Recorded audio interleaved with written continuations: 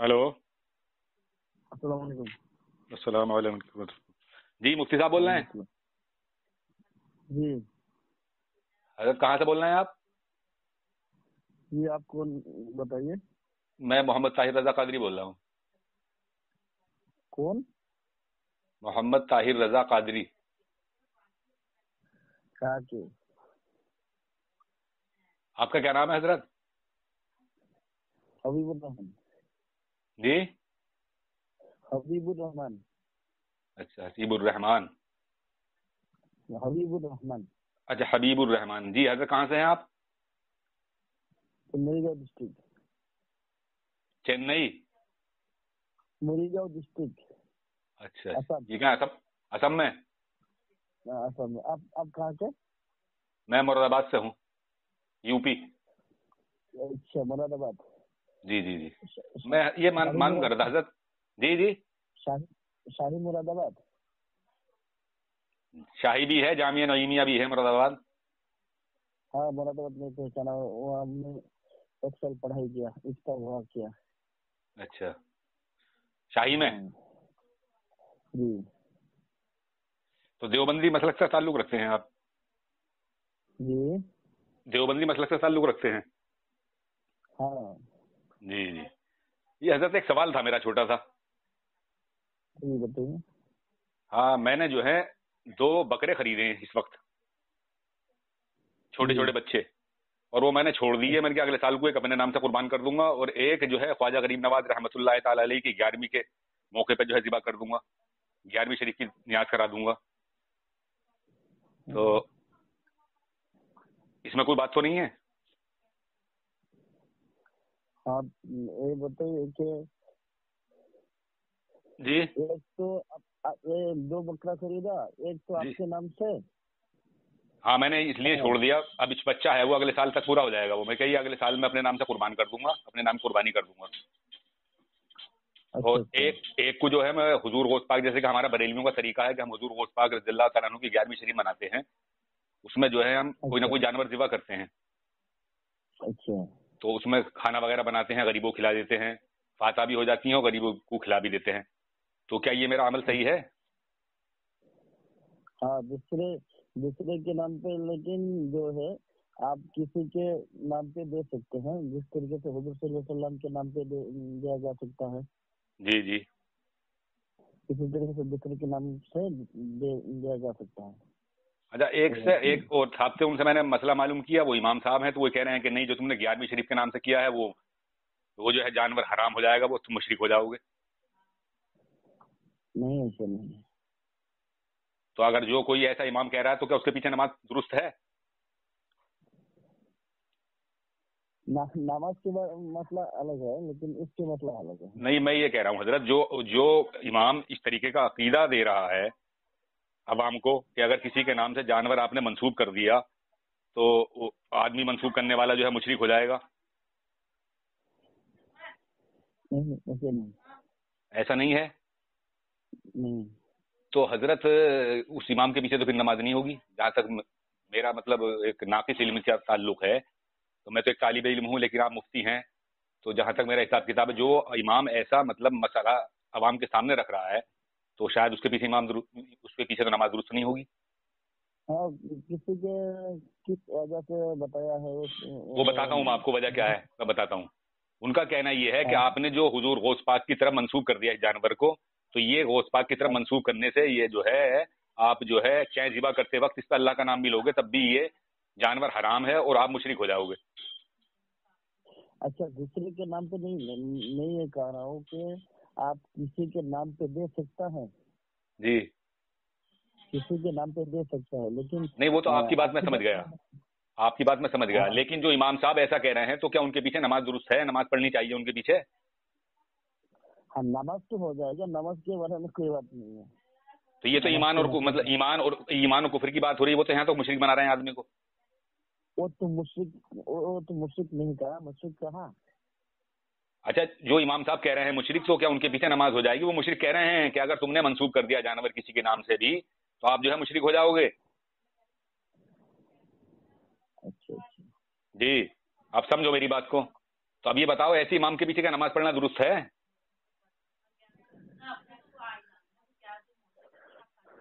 جی مفتی صاحب. میں یہ کہہ رہا ہوں کہ جو دوسرے کے نام پہ قربانی دے سکتے ہیں، لیکن کس کے لیے دے سکتا ہے وہ عقیدہ نہیں ہے، لیکن کسی کے نام پہ دے سکتا ہے. میں آپ ذرا تھوڑا تیز بولیے، آپ کی آواز بہت کم آ رہی ہے. میں مفتی صاحب آپ سے یہ کہہ رہا ہوں کہ ٹھیک ہے، آپ کی بات میں سمجھ رہا ہوں کہ کسی کے نام سے منسوخ. جی میں یہ کہہ رہا ہوں کسی کے نام پہ قربانی دے سکتا ہے، لیکن وہ قربانی کس کے نیت سے وہ نہیں ہے، لیکن دوسرے کے نام سے دے سکتے ہیں قربانی. جی آپ کی بات میں سمجھ گیا، آپ کی بات بالکل صحیح صحیح ہے، بالکل درست ہے آپ کی بات. لیکن جو امام یہ کہہ رہا ہے کہ اس پہ چاہیں اللہ کا نام ہی ذبح کرتے لیا جائے تو وہ آدمی جو ہے مشرک ہو جائے گا اور وہ جانور جو ہے وہ حرام ہے. تو اس امام کے لیے کیا مطلب حکم ہے پھر؟ کیا اس کے پیچھے نماز پڑھ سکتے ہیں؟ نہیں ہے، مسئلہ تو مسئلہ ہی ہے، مسئلہ جو ٹھیک مسئلہ کہنا ہے، لیکن امام صاحب کو سمجھا دینا ہے کہ دوسرے کو منسوخ نہیں کیا، جو اللہ کے نام سے قربانی کیا، لیکن جس طریقے سے اللہ کے نام سے سب لوگ اللہ کے نام سے قربانی کرتے ہیں. جی جی جی. جو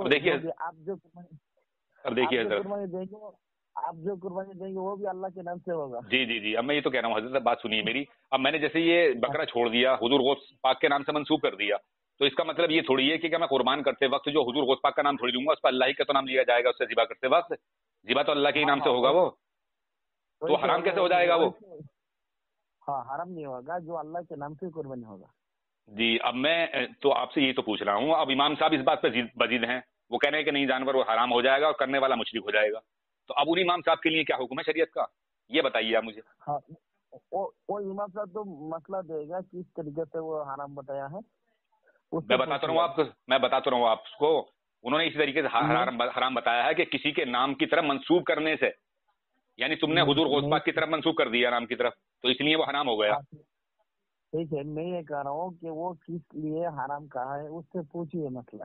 بتا تو رہا ہوں میں آپ کو، اس لیے حرام کہا ہے انہوں نے. وہ یہ کہہ رہے ہیں، ان سے پوچھا میں نے، انہوں نے یہ کہا کہ آپ نے جو حضور غوث پاک کے نام کی طرف جانور کو اسے منسوب کر دیا، اس لیے یہ حرام ہو گیا.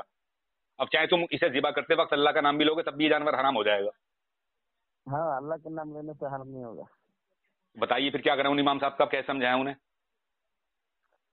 آپ بتائیے ان کو کہ مسئلہ کس طریقے سے آپ نے دیا ہے اور کیسے مسئلہ دیا ہے. وہ کسی کے نام پہ چھوڑ ہے، وہ بھی اللہ کے نام سے قربانی دیں گے ہم. اچھا حضرت، اگر کوئی اکابر ایسی بات کہے تو کیا وہ اکابر کہلانے لائق ہے؟ جی، اگر کوئی اکابروں میں سے اس طریقے کی بات کہے تو کیا وہ اکابر کہلانے لائق ہے؟ نہیں، اکابر اگر کس بات سے کہا ہے وہ دیکھنا پڑے گا. کیا ہاں وہ میں بتاتا ہوں آپ کو حضرت. یہ کہا ہے، ہاں سنو میں بتاتا ہوں آپ کو. یہ میرے ہاتھ میں کتاب ہے تقویۃ الایمان، اور اسے لکھنے والے ہیں مولوی اسماعیل دہلوی. اس کا صفحہ نمبر ہے 50. کون سی کتاب؟ کتاب تقویۃ الایمان. تقویۃ الایمان، اچھا. جی، جس کتاب کے بارے میں مولانا رشید احمد گنگوہی نے تمہارے فتویٰ دیا ہے کہ اس کا پڑھنا، اس پہ عمل کرنا اور اسے گھر میں رکھنا عین اسلام ہے. اس کتاب کا صفحہ نمبر ہے 50. اس میں انہوں نے سورہ انعام کی آیت نمبر 145 کوٹ کی ہے، جس کا ترجمہ یہ آتا ہے کہ جو جانور غیر اللہ کے نام پہ ذبح کیا جائے وہ حرام ہو جائے گا اور کرنے والا مشرک ہو جائے گا. لیکن انہوں نے یہاں ڈنڈی مار کے کیا کہا ہے، امت کو کیا درس دیا ہے انہوں نے، یہ سب کو مشرک بنا رہے ہیں. انہوں نے اس کی وضاحت کی ہے اس آیت کی ترجمہ کرنے کے بعد میں، یعنی جس طرح سور، خون اور مردار حرام ہے، اسی طرح وہ جانور حرام ہے جو گناہ کی صورت میں ہو کہ اللہ کا نام کا نہیں بلکہ کسی اور کے نام کا ہے. معلوم ہوا کہ جو جانور کسی مخلوق کے نام پر نامزد کر دیا جائے وہ حرام و ناپاک ہے. مثلا یہ کہہ دیا جائے کہ یہ سید احمد کبیر کی گائے، یہ شیخ سدو کا بکرا ہے، وغیرہ وغیرہ. اس آیت میں اس بات کا بیان نہیں کہ وہ جانور جب ہی حرام ہوگا جب ذبح کرتے وقت اس پر غیر اللہ کا نام لیا جائے گا، بلکہ محض نامزد کرنے ہی سے حرام ہو گیا. اور اگر کوئی جانور مرغی ہو یا بکری، اونٹ ہو یا گائے، کسی مخلوق کے نام کا کر دیا جائے، خواہ وہ ولی کے نام کا ہو یا نبی کے باپ دادا کے نام کا ہو یا پیر و شیخ کے نام کا ہو یا پری کے نام کا، وہ قطعی حرام و ناپاک ہے اور نام کرنے والا مشرک ہو جاتا ہے. اب بتائیے مفتی صاحب ان کا کیا ہوگا؟ اب انہیں آپ اپنا کابر مانتے ہو، یہ سب پوری دنیا کو مشرک بنا رہے ہیں. اب چلیے، رشید احمد گنگوہی رحمۃ اللہ علیہ نے فتویٰ رشیدیہ میں لکھا ہے. کیا رشید احمد گنگوہی رحمۃ اللہ علیہ نے فتویٰ رشیدیہ میں لکھا ہے. کیا چیز؟ نہیں رشید احمد نہیں یہ تقویت الایمان پڑھی ہے میں نے، مولانا اسماعیل شہید جو ہے تمہارے، ان کی تقویت الایمان کا حوالہ پڑھا ہے میں نے. اس میں یہ کہہ رہے ہیں کہ کسی کے نام کی طرف منسوب کرنے ہی سے آدمی جو ہے مشرک ہو جائے گا، اور وہ چاہے اسے ذبح کرتے وقت اللہ کا نام لیا جائے تب بھی وہ جانور جو ہے حرام ہے. اس میں تمہارے جی میں یہ کہہ رہا ہوں کہ رشید احمد گنگوئی رحمۃ اللہ علیہ نے فتویٰ رشیدہ میں لکھا ہے، آپ دیکھ لیجیے گا وہاں کس طریقے سے کس عقیدہ سے لکھا ہے. چلے وہ آپ کی بات صحیح ہے، لیکن اس کے بارے میں کیا خیال ہے آپ کا؟ یہ بات کیا صحیح ہے ان کی، یہ جو مولانا رشید احمد انہوں نے تمہارے مولانا اسماعیل دہلوی صاحب نے جو لکھی ہے، یہ دنیا کو مشرک کر رہے ہیں. اس طریقے سے آدمی قربانی کا جانور بھی منسوب کرتا ہے کہ یہ میرے والد کا حصہ ہے، میرے والد کا نام کا ہے، یہ میری والدہ کے نام کا ہے، یہ میری بیوی کے نام کا ہے، یہ میرے نام کا ہے، وہ بھی منسوب ہی کرتا ہے. تو کیا منسوب کرنے سے آدمی مشرک ہو جائے گا؟ سنیے، اس میں شاید میں کتاب دیکھنے سے مجھے معلوم ہوگا اور فتویٰ دیکھنے سے معلوم ہوگا کس طریقے سے کیسے لکھا ہے اور کس طریقے سے اس نے سمجھا دیا ہے. تو آپ کتاب دیکھ لیں، اور اگر آپ کا یہ واٹس ایپ نمبر ہو تو میں آپ کے پاس حوالہ بھیج دیتا ہوں. ٹھیک ہے، میں فتویٰ رشیدہ وہ ہوگا تو تقویت الایمان نہیں، فتاوی رشیدہ کی بات نہیں کر رہا ہوں میں، فتاوی رشیدہ میں اس کتاب کے بارے میں تمہارے ان سے مولانا رشید احمد گنگوئی صاحب سے کسی نے سوال کیا کہ جناب، یہ سوال ہے کہ جناب مولوی محمد اسماعیل صاحب مرحوم جو ہمراہ سید احمد صاحب کے شہید ہوئے تھے، ان کو مردود کہنا اور بے ایمان کافر کہنا درست ہے یا نہیں؟ تو یہ جواب دے رہے ہیں مولوی اسماعیل صاحب عالم متقی اور بدعت کے اکھاڑنے والے اور سنت کے جاری کرنے والے اور قرآن و حدیث پر پورا عمل کرنے والے اور خلق اللہ کو ہدایت کرنے والے تھے، اور تمام عمر اسی حالت میں رہے، آخر کار فی سبیل اللہ جہاد میں کفار کے ہاتھ شہید ہوئے. پر جس کا ظاہر حال ایسا ہو وہ ولی اللہ اور شہید ہے. اور حق تعالیٰ فرماتا ہے، یہ انہوں نے قرآن کی آیت نوٹ کوٹ کی ہے، اور کتاب تقویت الایمان نہایت عمدہ کتاب ہے اور رد شرک و بدعت میں لاجواب ہے. استدلال اس کے بالکل کتاب اللہ اور حدیث سے ہے. اس کا رکھنا اور پڑھنا اور عمل کرنا عین اسلام ہے اور موجب اجر کا ہے. یعنی جو آدمی تقویت الایمان اپنے گھر میں رکھے گا، اسے پڑھے گا، اس پہ عمل کرے گا تو یہ عین اسلام ہے. قرآن جو ہے وہ عین اسلام نہیں ہے، بلکہ تقویت الایمان جو ہے وہ عین اسلام ہے. اب کتنے دیوبندی حضرات ایسے ہیں کہ جن کے گھروں میں تقویت الایمان کتاب نہیں ہے، جو کیسے بھی جانتے بھی نہیں، اور اس سے پہلے کتنے آدمی گزر گئے جب یہ تقویت الایمان رائج نہیں ہوئی تھی. تو اس کا مطلب یہ ہوا کہ اس سے پہلے جو گزرنے والے تھے وہ سب عین اسلام سے خارج چلے گئے. مفتی صاحب ذرا کچھ سمجھنے کی کوشش کرو. نہیں بتائیے، ایسے نہیں کہہ سکتے ہیں، دوسرے کو مشرک بھی نہیں کہہ سکتے ہیں. ہاں تو میں یہ تو کہہ رہا ہوں. اب دیکھیے یہ تمہارے ان پہ مولانا اسماعیل دہلوی پہ کیسی شرکی کی مشین تھی، یہ پوری دنیا کو مشرک کر رہے ہیں. سنیے، مولانا اسماعیل صاحب بھی نہیں کر سکتے ہیں، مولانا رشید احمد گنگوئی بھی نہیں کر سکتے ہیں. نہیں مولانا رشید حضرت مولانا رشید احمد گنگوئی کی بات نہیں کر رہا ہوں میں. مولانا رشید احمد گنگوئی نے تمہارے اس کتاب کی تصدیق کی ہے، اسے کہا کہ اسے پڑھنا، اس پہ عمل کرنا، اسے گھر میں رکھنا عین اسلام ہے. میں یہ کہہ رہا ہوں، انہوں نے یہ نہیں کہا کہ یہ مشرک ہو جائے گا عمل. مشرک تو یہ بنا رہے ہیں اسماعیل دہلوی، یہ تمام دنیا کو مشرک کر رہے ہیں. ٹھیک ہے، وہ مشرک بنانے سے کوئی مشرک نہیں ہوگا. ارے مفتی صاحب ذرا سنیے تو، اس سے قوم تو گمراہ کر دی. تقویت الایمان کے منظر عام پہ آنے ہی سے ٹکڑے ہوئے تمام قوم کے، تبھی تو قوم فرقوں میں بٹی. میں یہ کہتا ہوں کہ اگر کوئی شخص کسی کو کافر بولا، اس کافر کہنے سے اس کافر نہیں ہوگا. کسی شخص نے ایک تو ہوگا ان میں سے، دو میں سے حضرت، ایک تو ہوگا. اگر میں آپ کو کافر بولوں اور اگر آپ کافر نہیں ہیں تو کفر کسی طرح پلٹے گا وہ؟ آپ میں اگر کافر نہیں ہوں، آپ کافر بول دیں گے تو آپ خود کافر ہو جائے گا. ہے نہیں، میری طرف پلٹے گا نہیں. تو اسی طریقے سے جب مولوی اسماعیل دہلوی یہ سب کو مشرک بنا رہے ہیں، جب کوئی آدمی مشرک نہیں ہوتا آپ کے بقول، آپ نے کہا کہ کسی کی طرف منسوب کرنے سے آدمی مشرک نہیں ہوگا، تو یہ خود مشرک ہوئے نہیں ہوئے؟ ٹھیک ہے، سنیے، میں اور تقویت الایمان جو ہے میں دیکھ لوں گا اور کس طریقے سے کیسے لکھا ہے، کیسے دیا ہے، میں سمجھنے کے بعد آپ کو بتائیں گے. ٹھیک ہے. اچھا، اب آپ ایک بات اور بتائیے مفتی صاحب، اس کا مطلب یہ ہے کہ آپ نے تقویت الایمان کا بھی مطالعہ نہیں کیا ہے صحیح طریقے سے، مجھے اندازہ لگ رہا ہے. مولانا صاحب جی، میں مولانا نہیں ہوں حضرت، میں طالب علم ہوں. ہاں ٹھیک ہے، طالب علم ہے. آپ بتائیے کہ میرے نمبر آپ کو کس نے دیا؟ یہ نمبر میں نے کہیں سے لیا ہے. آپ مجھے یہ بتائیے صرف کہ اس کا مطلب یہ ہے کہ آپ نے تقویت الایمان کا مطالعہ نہیں کیا ہے ابھی. ٹھیک ہے، میں یہ نہیں کیا. سنیے ایک منٹ مفتی صاحب، سنیے، نہیں کیا ہے نا. آپ کی جواب ہم دیں گے، لیکن میرا نمبر کس طریقے سے ملا آپ کو وہ میں آپ کو بتاؤں گا. پہلے مجھے یہ بتاؤ کہ آپ نے تقویت الایمان کا مطالعہ نہیں کیا ہے. نہیں، آپ پہلے یہ بتائیے इसका मतलब ये है कि आपने तक़वियतुल ईमान का मुताला नहीं किया है, तो बकौल तुम्हारे मौलाना रशीद अहमद गंगोई के आप जो है इस्लाम से फिर खारिज हो रहे हैं, क्योंकि इसे पढ़ना, इस पर अमल करना और इसे घर में रखना आयन इस्लाम है।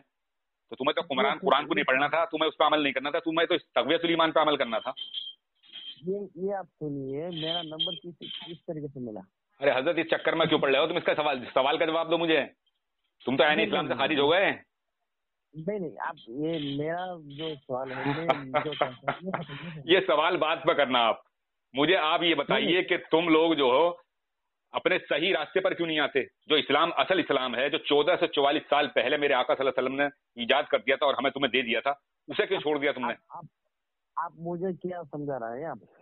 मैं आपको ये समझा रहा हूं कि आपने बिल्कुल सही मुझसे बात की। आपने ये कहा कि जानवर को किसी के नाम की तरफ मंसूब करने से आदमी मुशरिक नहीं होगा। अब तुम्हारे मौलाना इस्माइल देहलवी जो है सबको मुशरिक बना रहे हैं, और तुम्हारे मौलाना रशीद अहमद गंगोई इस किताब की तस्दीक कर रहे हैं कि इसे रखना, इसे पढ़ना, इस पर अमल करना आयन इस्लाम है। अब मालूम ये हुआ कि मुफ्ती साहब आपने भी इसकी अभी मुताला नहीं किया है तक़वियतुल ईमान का, तो आयन इस्लाम से आप भी खारिज हो रहे हैं। आप मेरी बात सुनिए। आप जी, आप क्या बता रहे हैं? बोलिए। आप जो बता रहे हैं वो अमल आपके ऊपर पड़ जाएगा। आप मेरी बात सुनिए। जी बताइए। हाँ, मैं ये कह रहा हूँ कि जो किताब है, जो आपने पढ़ा है या दूसरे को निस्बत कर रहा है, जो अकबीर को आप निस्बत कर रहा है, थोड़ा करीब बोलो, करीब, आपकी आवाज कम आ रही है।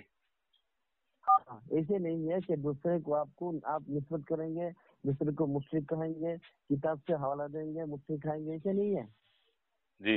वो किस तरीके से लिखा है वो समझना पड़ेगा। अरे हजरत, आप तो मुफ्ती हैं, मैं आपको समझा तो रहा हूँ, आप मुफ्ती हैं। सुनिए, मैं आपको फिर पढ़ के सुनाता हूँ।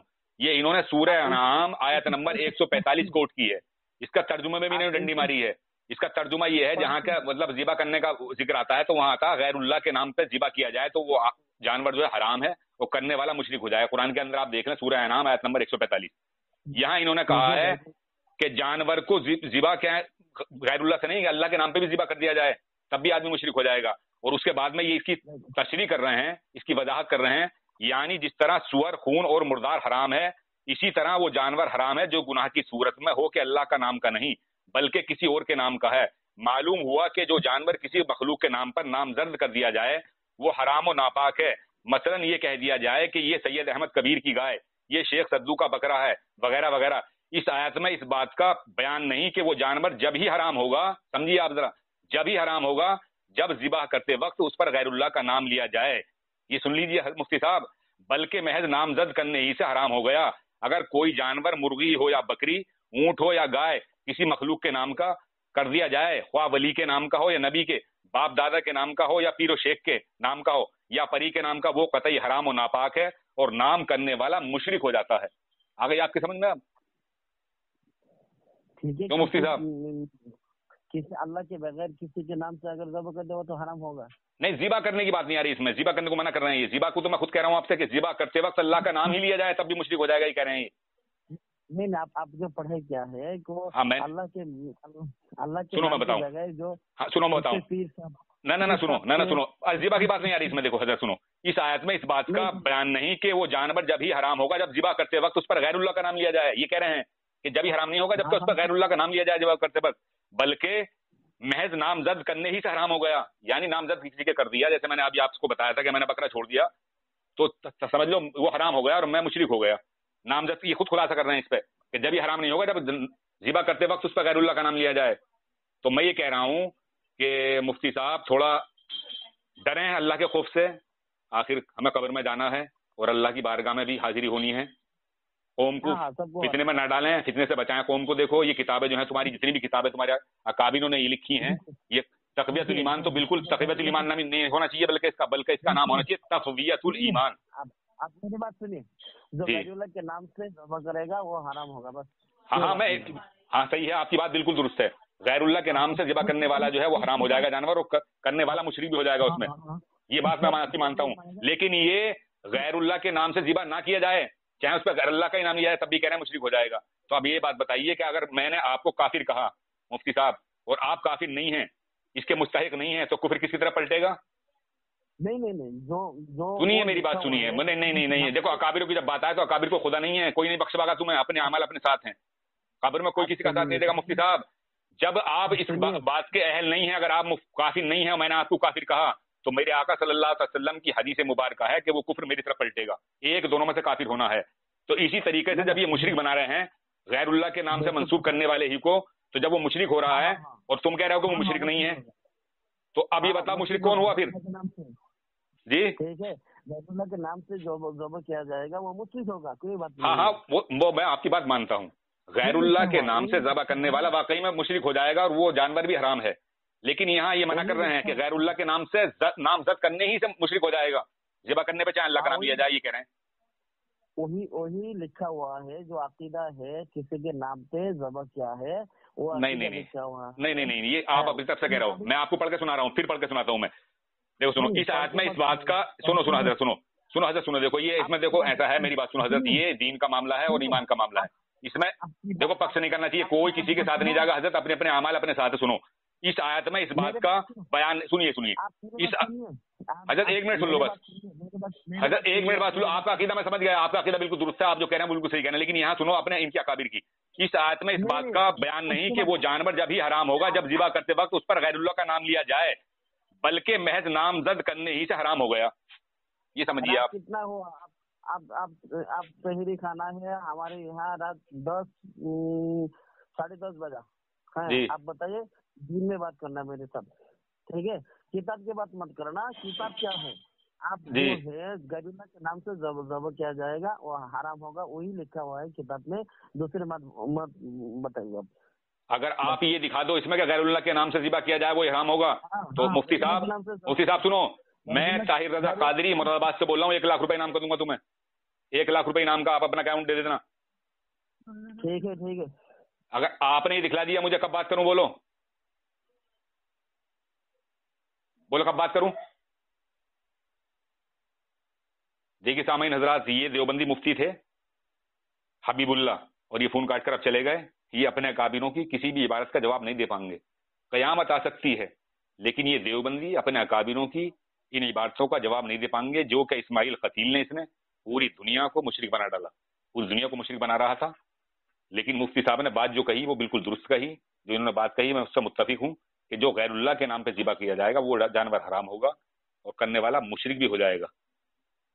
لیکن یہاں جو ہے یہ کہہ رہے ہیں کہ اس آیت میں اس بات کا بیان نہیں کہ وہ جانور جب ہی حرام ہوگا جب ذبح کرتے وقت اس پر غیر اللہ کا نام لیا جائے, بلکہ محض نامزد کرنے ہی سے حرام ہو گیا. معاذ اللہ ثم معاذ اللہ.